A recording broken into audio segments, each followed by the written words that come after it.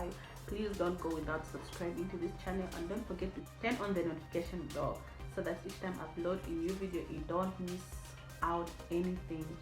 Please subscribe and share this video, give it a thumbs up, share it to your friends, families, and tell them to subscribe to this channel, because you wouldn't want to be missing any of my videos. So in today's video, without wasting much of time, I just want to show you how I did this hair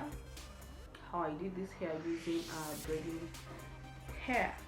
And if you want to see how I made this wig, I turned it into from straight hair to curly hair, please watch the video. I'll put the link in the description down below so that you can watch it, and I hope you enjoy this video. So without wasting much of your time, let's get right into